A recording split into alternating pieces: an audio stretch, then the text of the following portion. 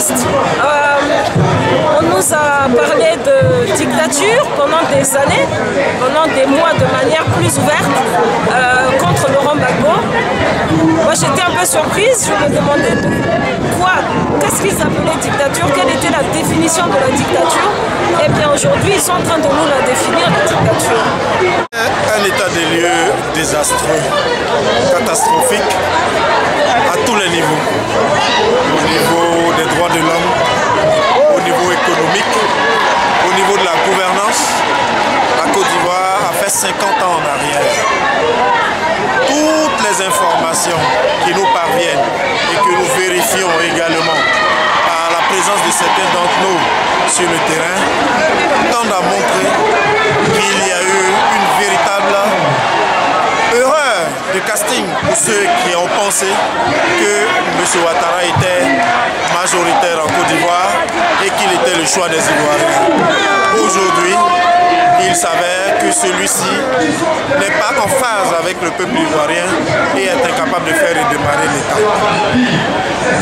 Il nous revient que des massacres de tous ordres se commettent, que ce soit dans les brousses, que ce soit en ville, au coin de la rue. Tout cela simplement parce qu'on aurait le malheur d'avoir soutenu le président Gbagbo et d'avoir exprimé sa préférence pour le président Gbagbo, ou simplement parce qu'on a un patronyme qui serait prétendument originaire de la même région que le président Gbagbo. Ce sont des faits, ce sont des réalités sur lesquelles aujourd'hui nous avons décidé d'élever le ton pour attirer l'attention de ceux qui l'ont mis au pouvoir par le coup d'État qui a été perpétré en Côte d'Ivoire, qu'il est temps qu'ils arrêtent leurs chiens, qu'ils arrêtent tous les barbares, toutes ces ordres barbares qu'ils ont déversés dans les rues de la Côte d'Ivoire. Côte d'Ivoire qui était l'un des pays les plus modernes d'Afrique et qui est en train de retourner au Moyen-Âge. Nous leur lançons donc un appel pour amener M. Ouattara à la raison, puisqu'il prétend venir dans le cadre d'une réconciliation des Ivoiriens qu'il a lui-même refusé pendant 10 ans. Nous disons que s'il y croit réellement, c'est plus que jamais le moment de rappeler ces chiens de guerre et de rendre à la Côte d'Ivoire sa dignité en permettant aux fonctionnaires de retravailler, en permettant aux policiers et aux gendarmes de reprendre possession de leur commissariat. Nous avons malheureusement de grandes craintes parce que nous pensons que M. Ouattara, qui n'a jamais été un démocrate, se sent soutenu par la communauté dite internationale et va toujours de plus en plus loin dans les violations des droits de l'homme. Comme le prouvent tous les rapports, nous constatons que M. Ouattara lance des mandats d'arrêt contre des gens qui sont prêts autant à travailler pour le redressement de la Côte d'Ivoire. L'état des lieux, c'est ce que nous voyons tous. La Côte d'Ivoire est devenue un État défaillant. Aucune administration ne fonctionne. Les institutions publiques sont presque inexistantes. La police, la gendarmerie n'existent pas. Tous les pouvoirs, les trois pouvoirs ne fonctionnent pas. Le pouvoir exécutif ne fonctionne pas, même si Alassane Ouattara se proclame président. Au niveau du pouvoir législatif, pratiquement les députés sont en exil, arrêtés ou alors contraints à l'exil. Au niveau du judiciaire, tous ceux qui sont restés comme collabos à Alassane Ouattara, c'est eux qui font fonctionner le pouvoir judiciaire et leur tâche, c'est de faire en sorte que tous ceux qui soupçonnent d'être pro-Gbagbo soient poursuivis. Donc l'état des lieux, la Côte d'Ivoire est devenue un État défaillant après la chute du président Gbagbo. Il faut dire que nous sommes venus massivement pour compléter ce que nous avons commencé au moment des élections. Nous avons porté le candidat Laurent Gbagbo, nous avons massivement porté nos voix sur le candidat Laurent Gbagbo en Scandinavie les 2 fois, le premier tour, le second tour, et nous sommes venus compléter ce qui s'est passé. La situation post-électorale que nous avons jugée absolument extravagante parce que nous ne pensons pas que ce qui s'est passé avait quelque chose à voir avec une élection. S'agissant des élections, notre candidat l'a gagné, mais il s'agissait de quelque chose d'autre. Et c'est quelque chose d'autre qui a endeuillé la Côte d'Ivoire, mais il faut que la Côte d'Ivoire et le peuple africain retiennent une seule chose. Le candidat Laurent Gbagbo a prouvé à l'Afrique qu'on peut résister à des grandes puissances et à leurs envies coloniales. Et ensuite, il nous a donné l'espoir que ce qui se passe, il s'agissait tout simplement de d'autres personnes qui nous faisaient la guerre. Ce n'est pas honnête, c'est ce qui est. Nous allons nous réunir, nous allons résister. Il faut reconnaître que la France a abusé de sa force militaire pour commettre un coup d'état militaire en Côte d'Ivoire. Aujourd'hui, ils sont devant un fait accompli. Ils ont enlevé le président, ou bien ils ont kidnappé le président de la République, choisi par les Ivoiriens pour prédestiner aux destinées de la Côte d'Ivoire. Et pour installer quelqu'un qui répond de leurs ordres. Et les Ivoiriens ne veulent pas de cela dans leur pays. Les Ivoiriens veulent le retour à l'ordre constitutionnel, de sorte à donner à la Côte d'Ivoire la possibilité d'explorer les voies de son développement économico-social. Et donc, je pense qu'aujourd'hui, nous faisons ici la démonstration de ce que Laurent Gbagbo est majoritaire en Côte d'Ivoire. Non seulement en Côte d'Ivoire, mais dans la diaspora. Les Ivoiriens de la diaspora en majorité ont choisi Laurent Gbagbo. Ils ont choisi Laurent Gbagbo non pas parce que, non pas parce que la personne de Gbagbo leur plaise, mais parce qu'ils ont choisi Laurent Gbagbo par rapport à sa vision politique, non seulement de la Côte d'Ivoire, mais de l'Afrique. Ils ont choisi Laurent Gbagbo par rapport à son projet de société, par rapport à son programme de gouvernement qui milite en la faveur du rétablissement de l'être noir dans sa dignité, dans sa souveraineté, de sorte à exprimer lui aussi, à réclamer du moins un droit de parole au niveau de la communauté internationale.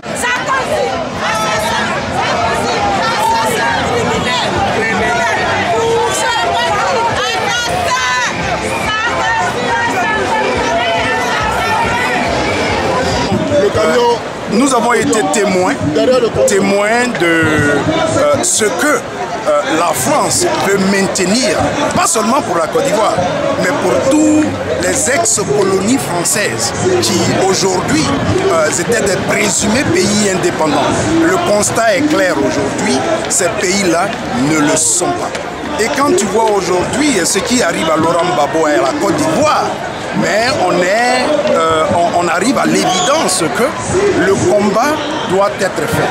Personne ne pouvait manquer à cet appel pour la libération, non seulement de la Côte d'Ivoire, mais des pays africains. En termes d'analyse, déjà, il y a un fait qui est là, quoi. Il est temps maintenant qu'en Afrique, quelles que soient les situations, un président soit respecté. Sortant ou maintenu, mais qu'il soit respecté, ne serait-ce que par la fonction qu'il a occupée et par la fonction qu'il occupe. Et à l'heure actuelle, je trouve que la présidence de Gbagbo n'a pas été respectée depuis le départ jusqu'alors. Parce que dans quel pays on voit qu'on met sur le même pied d'égalité des rebelles et des représentants du gouvernement? C'est la grande question à se poser. Dans quel pays on a vu ça? Je ne sais pas. Jusqu'à présent, je me pose des questions sur ce point-là précis déjà. Et dans quel pays on voit que pour faire taire des armes, on tire sur la résidence présidentielle? Là aussi, je me pose des questions. Y compris sur le cordon humain qui fait... Exactement, je me pose des questions. Et je vois qu'il n'y a pas eu d'image. Bizarrement, on voit des images du ciel assombri, de la fumée, mais il n'y a aucun cadavre autour de la résidence, alors qu'on sait qu'il y avait un cordon justement. Que sont devenus ces gens-là? Ont-ils disparu? C'est la question à se poser aussi. Entendu l'Union africaine, en fait, il s'agit des dirigeants. Ces dirigeants-là tiennent à leur pouvoir. Leur pouvoir qui, en général, sont assis sur la mendicité financière internationale. Ce sont des pouvoirs fragiles, des pouvoirs qui n'ont pas une légitimité populaire. C'est-à-dire qu'il n'y a pas de vraie démocratie. Ils ne sont pas élus par leur peuple. Et quand on les prend, ces dirigeants-là, les uns après les autres, eh bien, on touche à leur point faible. Exemple, une remise des dettes, exemple, une aide qu'on va vous apporter, etc. Et c'est ainsi. les chefs d'État sont prisonniers. La tragédie, c'est qu'ils ne comprennent pas qu'à un moment donné, il faut faire bloc avec le peuple. Condition sine qua non pour que l'envahisseur, précisément dans le cas de la France, puisse changer de position. Parce que dans le temps comme dans l'espace, l'histoire nous a montré toujours et toujours que seul l'opprimé se libère toujours de lui-même de son oppresseur, mais jamais l'inverse. Donc aujourd'hui, on a endormi la conscience des Africains. Et aujourd'hui, les Africains, à travers ces violences néocoloniales, doivent maintenant prendre conscience qu'en fait, fondamentalement, rien n'a changé. Est-ce que la Côte d'Ivoire a besoin de crédit pour développer son pays? Non, pas du tout. Les Ivoiriens, on a les moyens, n'importe comment pour développer la Côte d'Ivoire. On n'a pas besoin de crédit, on n'a pas payé d'un pays occidental. Ils disent démocratie, mais je pense que c'est plutôt démocratie dictatoriale qu'on peut appeler le régime qu'ils nous ont imposé, où les gens n'ont plus le droit de penser, les gens n'ont plus le droit de voter, les gens n'ont plus le droit de parler, les gens n'ont même plus le droit de vivre. C'est une honte. Et vraiment, je m'indigne définitivement contre cette situation. La France a abusé de son droit militaire en Côte d'Ivoire pour installer son sous-préfet. Et donc nous revendiquons que la France, avec son sous-préfet, reconnaisse d'abord que, un, ils sont dans le faux. Deux, ils ont abusé de la volonté des Ivoiriens pour instaurer un ordre anticonstitutionnel. Et donc nous réclamons, nous exigeons le retour à l'ordre constitutionnel de sorte à permettre à Côte d'Ivoire de fonctionner sur la base de la démocratie. Et donc nous exigeons que la démocratie s'exprime dans notre pays en Côte d'Ivoire et au-delà en Afrique. Nous exigeons donc que l'on reconnaisse la souveraineté ou que la possibilité au peuple noir de réclamer un droit de souveraineté ou un droit de dignité.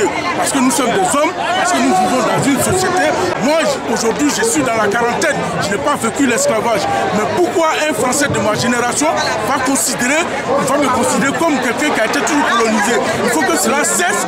Nous revendiquons donc un état de droit, nous revendiquons un partenariat d'égal à égal. Ben, ce qu'il faut faire, il faut que les nouvelles autorités, ceux qui ont fait le coup d'État, arrivent à ramener l'ordre dans le pays. Et ça passe par quoi? Mais ça passe forcément par la libération de nos autorités. Les autorités ont été arrêtées, Laurent Gbagbo et tous ceux qui sont du Front Populaire ivoirien et de l'ensemble de la LMP ont été arrêtés de façon injuste. Il faut les libérer. Ce sera un signal fort. À partir de ce moment, il y aura une décrispation.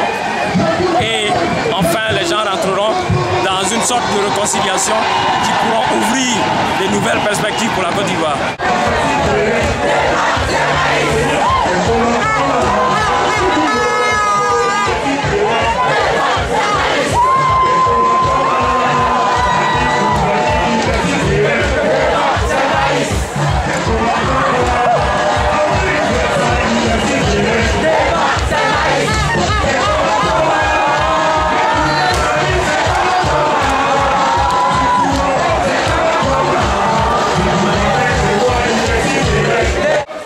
Pendant la deuxième guerre mondiale, il y avait deux gouvernements. Il y avait le gouvernement de Vichy, qui était représenté par le maréchal Pétain, et il y avait le gouvernement de Gaulle, qui était en exil. C'est le gouvernement du maréchal Pétain, le gouvernement de Vichy, qui avait la gestion au quotidien des affaires de l'État français. À un moment donné, on a même pu croire que c'est ce gouvernement qui était légitime. Et puis, de toutes les façons, dans les faits, c'est ce gouvernement qui était établi. Mais est-ce que c'est ce gouvernement qui était du côté de la vérité? Le gouvernement qui était du côté de la vérité était en exil en Angleterre. Et c'est ce gouvernement-là, plus tard, qui est revenu en France avec les alliés pour restaurer l'ordre. Et nous sommes aujourd'hui en Côte d'Ivoire dans le même processus. C'est pour cela que nous pensons que la population française, le peuple français, tous ceux qui s'inspirent de ce combat-là doivent se mettre du côté de la Côte d'Ivoire républicaine pour combattre en Côte d'Ivoire cette imposture, ce désordre, ce pillage, ces viols, ces assassinats, ces tueries, ces grands désordres, comme on a combattu l'Allemagne nazie. C'est comme ça qu'il faut combattre ceux qui sont en Côte d'Ivoire devant les affaires. Et pour cela, nous nous battons et nous restons convaincus que la vérité est de notre côté et que de toutes les façons, la vérité gagne toujours. Je dirais certainement la communauté ivoirienne, c'est de maintenir la pression. Ce qui se fait aujourd'hui, on a l'impression que ça ne donne pas. Oui, beaucoup m'ont dit, mais on marche et puis après. Depuis là, on a marché, rien ne s'est passé. Il faut qu'ils sachent qu'ils n'ont pas le droit de baisser la pression. La pression marche. Les gens réalisent au fur et à mesure qu'après 2 mois, la Côte d'Ivoire est bloquée. Ils savent qu'après 2 mois, les Ivoiriens manifestent et la communauté africaine manifeste. Il y a donc une raison. Et cette raison-là, c'est que de toute façon injuste que le président a été, le pouvoir de Laurent Gbagbo a été déchu. Et il faut faire en sorte qu'il soit rentre dans ses droits. Donc il faut maintenir la pression sur la communauté internationale et ils finiront par laisser Alassane Ouattara. On gèle des comptes, on maintient en détention des gens sans jugement. Aujourd'hui, nous avons des personnes, parce que membres de la LMP, des personnalités qui ont servi l'État de Côte d'Ivoire, qui sont détenus et qui se meurent.